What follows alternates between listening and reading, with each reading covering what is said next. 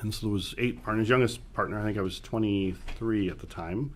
Loved working for the company, but really had the bug to do it myself. When you're 23, everybody thinks that you can do it better, which, it's taken me 20 years to realize that's not true. But at the time, I thought I could run the company better. And well, that's like optimism. Yeah. And so I decided to leave Progestic and open up my own software company. And that was really the company that was formed into Operitel. And it was a crazy time, but I mean, it's a great time to be an entrepreneur. I think I became the CEO of Operitel basically when I turned 24. So, and from there we grew it up. I ended up bringing in initially 2 partners, and then bringing in a third partner. So we built the company really as 4 partners, all completely different personality people, and very much covered different disciplines of the organization. So I'm going to throw this one at you now. How did you meet your partners?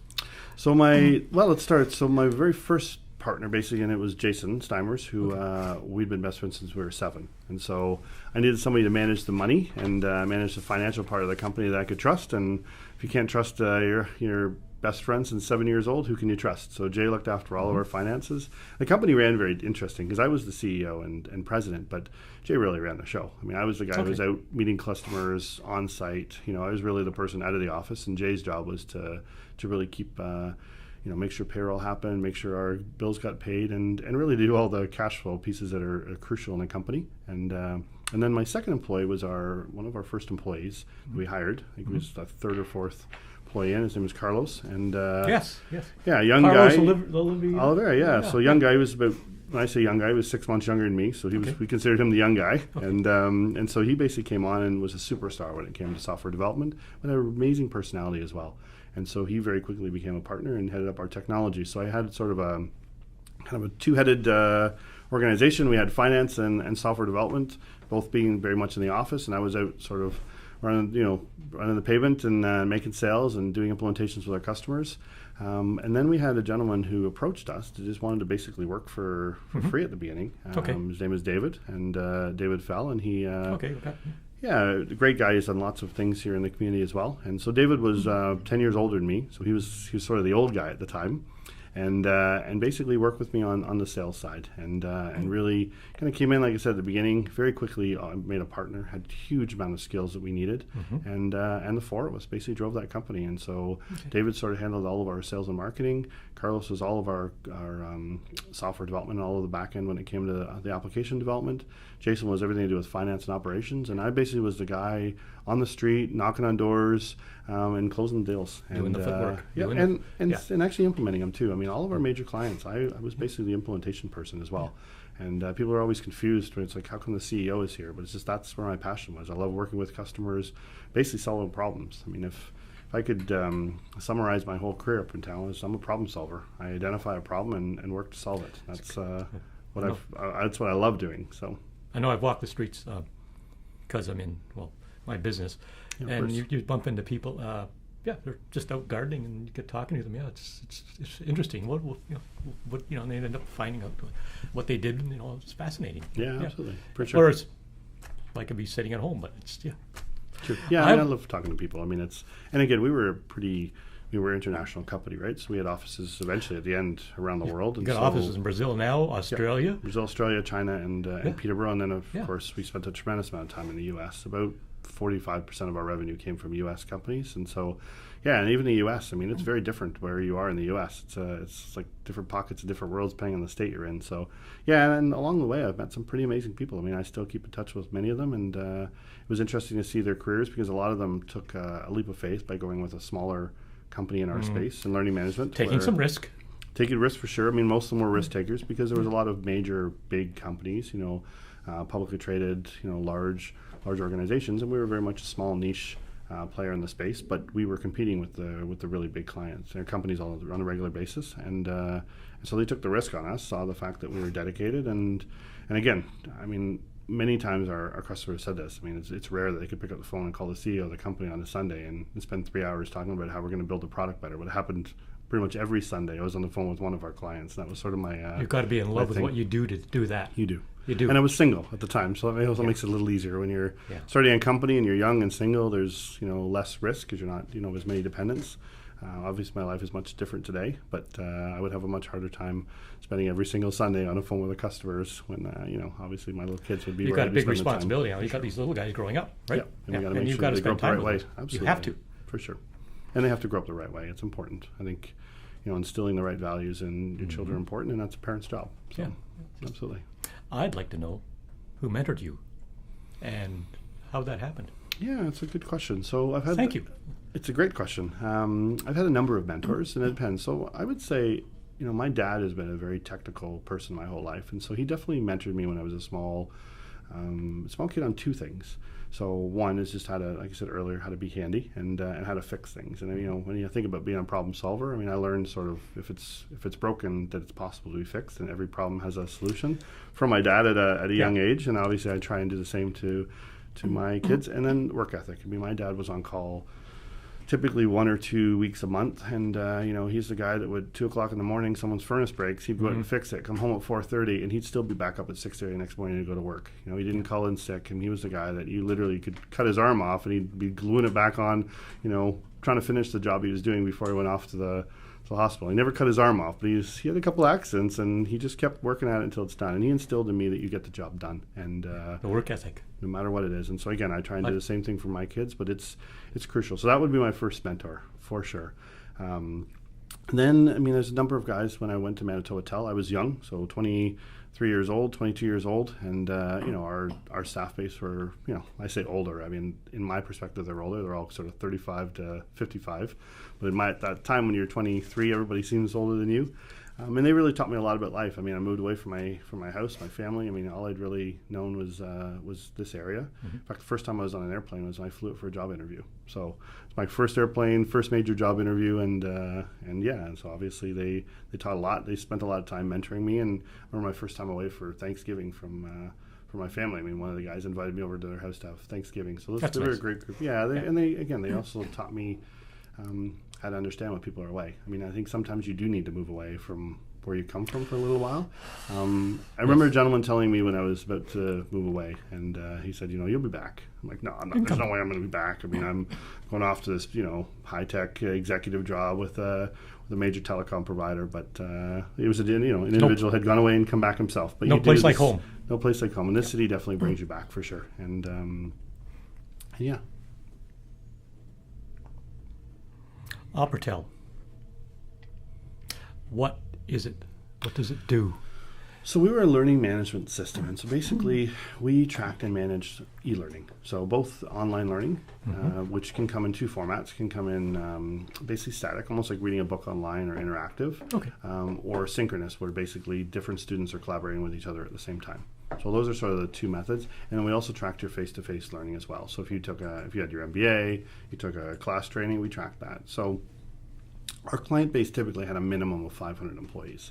Anything less than 500, you didn't really need our technology, because what it does is basically tracks and manages all of the learning that an organization has. So I'll pick a good example. Say you've got 10,000 employees. So they're spread across 15 or 20 different offices, potentially, different continents. Yes, okay. So you've got a well-trained staff base. You spent a lot of money on making sure those people are trained. But do you really know what knowledge each of them has? So say, for example, the CFO in the Canadian office, decides to retire. Mm-hmm. How do you replace that person? Yes. A lot of time you bring in a hiring agency and you go out and look for a CEO or Headhunter. a CFO. Headhunter. But you might have 4 people that were formerly CFOs in another part of your company that maybe had left that company and started a different career and had that skill set. But you wouldn't know that. And so what it did is provide the ability to do an inventory on all of the knowledge. And so our argument always was, you look at a balance sheet and you can see how much inventory you have, you can see how many assets you have, you can see how much intellectual property if you're doing it, but there's no number that says, here's the knowledge that my company has. And yet we all say the reasons why companies are successful is because of the people. So our ability... Yes, totally. So what we really did in our technology is provided an inventory of the knowledge of the people that work for the organization. And that's really what we did. So we obviously, in order for that to work, we provided lesson plans for staff. They can map out their career. Okay, I want to go from position A to position B. What type of formal training do I need? Oh, okay, I need these following. Or what kind of certifications do I need? What kind of compliance training? So say, for example, you're a life insurance agent and you want to move through, or you're a real estate agent. It all sounds so logical. Yeah, well, ARIA is a great example of an organization that in real estate has this type of training. So they basically, as you go through your different paths and you have to take so many professional unit credits every so often, our system tracked and managed all of that. Okay. What made it unique, though, because there were other training management systems on the market, was that we'd taken a lot of the knowledge that I'd gained working for Operitel with e-commerce. And so we could monetize that training. And so we would go into an organization where basically they provided training for their staff, but maybe they provided world-class training for their staff. Lots of corporate universities are part of companies. We provide the ability for them to start training their dealers and their dealer network. So think about the complication of having 10,000 employees. Now imagine that you've got 25,000 resellers. So you have no idea what knowledge those resellers have. You have no idea how much product knowledge they have, whether they're actually talking about your product properly. Imagine them providing a way where you can now provide training to those resellers, but do it in a way so when you're assessing them, ultimately they're able to see, their managers and the owners of their different distributors and resellers can see how their staff are doing. But you can roll that all the way up and take a look at that regionally and look at it across the organization. So now you're not just managing what the value of your people are, you're managing the value of your network of people. That's what we did. And that, at the end of the day, it was all about data. I mean, in order to get data, people have to give it to you, and so you have to provide them something that's valuable for them to give it to you. But information. Yeah, it's all about information. And of course, we would bring that information back to the corporations, and they would use that for all of their training and planning. Just this is switching entirely. Belichick, the coach of the Patriots. I don't know if you've read his biography. I haven't, actually. It's fascinating. The detail he goes into before every game. Like, he sometimes doesn't, when he was younger, didn't even go home. He knew everything about the opposition. And that's why he's won 6 Super Bowls. That's just, it was a fascinating, I've just finished that book. It's fascinating. The amount of time he spent researching details. So it's interesting you bring that up. So it's the one other aspect of our technology that we didn't talk about that often. At the senior levels, they obviously, our clients knew, is that, say for example, we got a dealer network and they've lost 2 employees and they went to work for a competing dealing network that maybe that's a distributor for something else. We also could track and manage the amount of knowledge that was leaving our organization, and we knew where they were. So say for example, I'll pick an industry. So say for example, you're in the photocopier industry and you're a distributor for Konica Minolta, and your top 2 techs leave and they go over to work for Xerox. Or maybe your bottom 2 techs go to work for a distributor for Xerox. We could track and manage all that data. So we could actually see where people were moving to and where they're going. Because when you came on board the organization, you went through and did a skills assessment, and you personally filled out, what your skills are. So where have you worked before? What's the knowledge you have? What are former positions you had? All the things you put on a resume, which typically you get interviewed, they say you're hired, and the resume goes in a drawer somewhere and it disappears. We would actually have people go through and we would index all that stuff inside the system. So we knew that, you're a former employee of 2 other competitors. And so some of our larger organizations would then go through and take a spin through and say, we've got 6 employees in these different offices that used to work for one of our competitors. Let's bring them into part of our competitive assessment and actually have a conversation with them. I know. Perfect, right? So, and absolutely. So to your point, understanding your opposition is crucial. And no matter what you do in business and in life, you need to obviously pay attention to your allies and pay attention to your foes as well. I think it doesn't matter what it is that you're doing in life. It's important to make sure that there's always 2 sides. Be aware of what's going on around you. Absolutely. Yeah, you have to. Yeah, you just have to be aware. Challenges. To start, to establish Operitel, what sort of challenges did you have to overcome? That must have been an interesting, there had to be some sort of roadblocks. Yeah, absolutely. Well, first of all, I didn't come from a family which had, lots of money by any means. Like I said earlier, my dad was in the furnace business and my mom was a stay-at-home mom. So to start your own company requires capital, and we don't have any money. It's tricky, and so we bootstrapped that company. And a lot of people don't know that, but we literally, every dollar that came in that door, you spent $2, and you just continually leveraging it and leverage it, and bleeding to death financially. Yeah, I lived. So when I moved back to Peterborough, I literally lived in the attic of Jay, my best friend. So he was married and lived in Peterborough, and I lived in his attic for like $300 a month in order to build that company. And we, you basically are super frugal. And like I said, every dollar you spend, you make sure you spend it wisely, because you can get investment money. And today, I think it's a lot easier to get investment money. At that time, I had no idea how to do it, and so literally we just kept, another learning curve for sure. We just kept doubling down, and if every time we made a dollar, we figured out how to wisely spend it. And like I said, Jay was really good at taking a dollar and spending it 3 times, and and just keep riding cash flow and really understanding that. So I would say the most important thing that I learned is really how to understand how to manage money and really how to make sure that you're not spending more than you make, because that's crucial. Because eventually, if you keep spending more than you make, you're eventually going to have to pay that back, and you have to pay it back with interest. And I think that's it's a skill, whether it's in life, your personal budget, or whether it's running a company. It doesn't make any difference. Running a company, running a country, absolutely, or running a country for sure. Can I ask really quick with so if you bootstrapped with Operitel, do you wish that you had gotten some of the funding that was available today? Like, do you think it would have made a difference? We would have grown faster, for sure. Yeah. So Operitel and Desire to Learn are basically two very similar companies. Desire to Learn, CEO was a year older than me. It started in '99. We started in 2001, and their growth curve and our growth curve were similar until they were part of the Waterloo Accelerator Kabita Tech. So very much what we built here in Peterborough with the innovation cluster. We didn't have anything like that in Peterborough, and I saw them grow drastically. And they were probably the last sort of 5 years. So 2006, 2007, we saw a massive injection of money to go into them and massive growth as well. Ultimately, I mean, I'll still argue that I think our technology was better. Because again, we bootstrapped it, and there wasn't a decision made that the financial considerations wasn't there. But if you were to measure the company based on the amount of jobs created, the amount of revenue that was generated, I mean, Desire to Learn definitely superseded that. Now, ultimately, we got bought by OpenText, right in the back, which is in the backyard of Desire to Learn. So, and some of the members of OpenText were advisors on Desire to Learn. There was great connections between Desire to Learn and OpenText, but we were the one that ended up getting acquired. Partly because they'd taken so much money into their organization, so much capital that came in there, that they became a very expensive acquisition to buy, where we were less expensive because, quite frankly, we were bootstrapped the whole way. And so we didn't have massive amounts of debt. We basically had no debt, and we didn't have a whole bunch of shareholders that are expected a 10 times return on their money. Had us as shareholders as the principals of the company, but really that was it. So if I were to go back in time, I think I would very much like something like the innovation cluster to exist.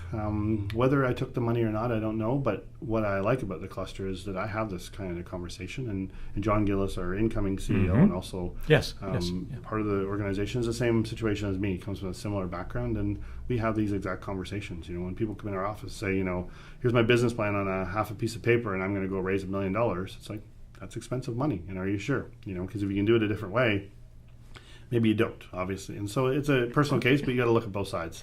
So yeah, I'm the first one. I mean, again, we have a great angel network here, but I'm the first one to tell people that if you don't need the money, don't take it, because it's expensive. Yes, it's okay to take the money, but it's got to be paid back. It's got to be paid back. It's expensive. So, borrowing money's, there's nothing wrong with borrowing money, as long as you know how you're going to pay it back. As long as you, And, in high growth companies, it's one thing because your revenue is going to bell curve up. As we talk about government, it's a totally different. I mean, the only way that our revenue is government bell curves up is we all pay more taxes, which I don't think anybody wants to do. So I think making sure that you're balancing your budget is crucial. I mean, there are years and times when you can't. Just like when you're building a company, you've got to borrow money. But overall, if your strategy is to continue borrowing or continue looking for investors, ultimately you won't be successful because eventually you got to pay it back. And if you don't pay it back, somebody else has to down the road. I know a lot of people because of the business I'm in. Of course. I don't know anyone that wants to get further into debt. They all seem to want to get out for some reason. Agree. Because somebody wants to pay interest. I mean, so that puzzles me somewhat. We'll let that go for now. We'll maybe explore that later. Sounds good. Okay. How long did you run Operitel before deciding to sell it to OpenText? So we got to a point, and it's an interesting reason why we sold. So we won a very large account. And I won't talk about the name of the company, but a multinational organization. The account was about $5 million. We were about $8 million a year in revenue. Mm-hmm. We won the account, won the tender, flew over. It was a German-based company, went through all the processes. We were all ready to go, went through the contract negotiations. The contract went over to the finance department, and they said no. Okay. Simply no. They said, we will not issue a contract to a company where over 50% of this contract is more than 50% of the revenue of the company. Done. Okay. So that was it. And they went to the second choice on the list. So we came back from that, and we were obviously pretty devastated because the technology, we would easily have done a better job. Ups and downs. And it was like, how do we become bigger? And how do we become bigger really fast? We could acquire a company to add revenue, but we didn't have the capital to do that. And so we said, let's look for a strategic partner. And HP, Hewlett-Packard, is one of our big distributors. They were the first group we reached out to. And then I met a gentleman at a party here in Peterborough that lived in Cavan, who owned a mergers and acquisition firm, which was internationally renowned. And if you look at his address, it says he's in Toronto, but he lived here in Cavan. And so we met at a party and a social event, and he told me what he did, and I sat down with him, and he basically put us on onto a system to put us up for sale of either partial. At that time, we were just looking for a partial sale, and so that we could basically be tied to a big company. And one of the first ones that came along was OpenText, and I went down and had a meeting with their chairman and basically walked out of there, and they made us an offer. And the offer was, they asked us what we wanted, we told them, they said okay. I really wish we had asked for more, but I know. It was one of those. I know. Yeah, the negotiation was like, wow, shoulda, woulda, coulda. Too easy. Shoulda, woulda, coulda. I know. Yeah, but it was good. And I mean, one of the things that we had done, identifying that they were a potential acquisition for us.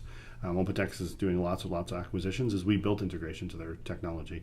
So when they said, okay, how hard is it to connect our technology to yours? We said, well, it's not, it's done.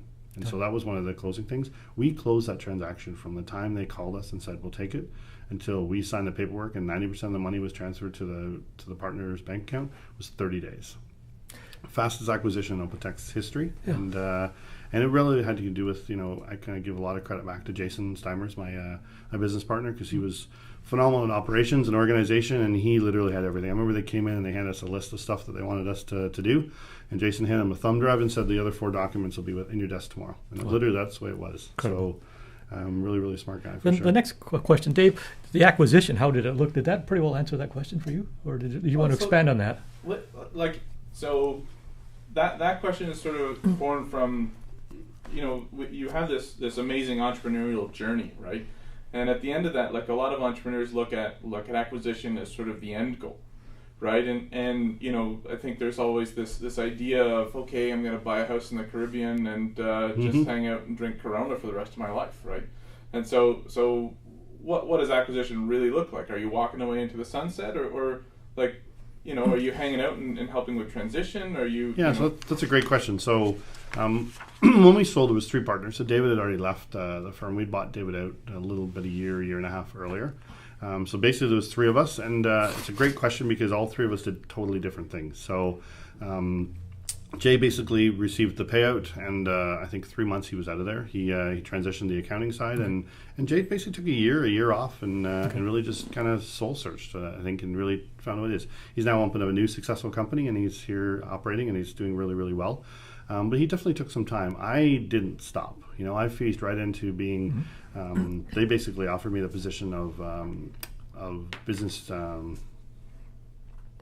that over again. They offered me the position basically of executive vice president or business unit owner. And so basically I was responsible for the Operitel division, and it worked exactly like I was running it myself. I didn't have to stress obviously on the cash flow side of things as much. Cash flow became less of a problem. Then it was all about P&L. I didn't have to worry about collecting the money. Once the invoice is sent out, my business unit got recognition, and it was up to OpenText to figure out how to collect the money. And I didn't have to worry about the $600 and some odd $1,000 a month in payroll that we used to sweat about every single day, because basically it got paid whether the money came in or not.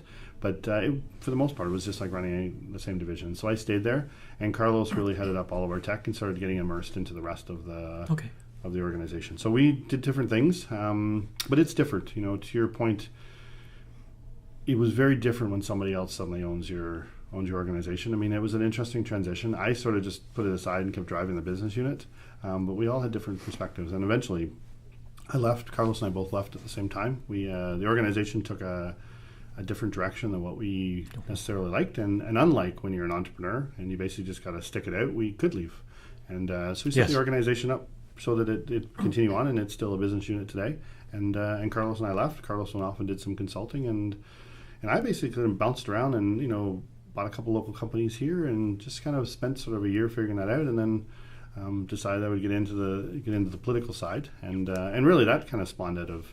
I was on the board for the innovation cluster, which was called GPIC back then, as well as that's on the list here. So Peterborough Economic Development, I was on their board as well, and so I did the strategic plan with a group as a board member. I was the board chair for the strategic plan, and basically put that together in 2014, and really identified a lot of the gaps and weaknesses we had in our community, and that prompted me to really decided to run and kind of put my hat in the race. I felt we needed somebody who had a fiscal background, understood the community, really loved this community. Was born in the community? And wants to drive jobs. Yeah, I mean, it's all about driving jobs. And for me, again, Operitel was a job builder, job creator. And, and we had other spin-off companies as well that came out of those days. But it was all about how do we put our local area in the right light. And in many ways, it's just telling your story, as you and I were talking about before we started. I mean, how do we get the message out there? How do we market the region?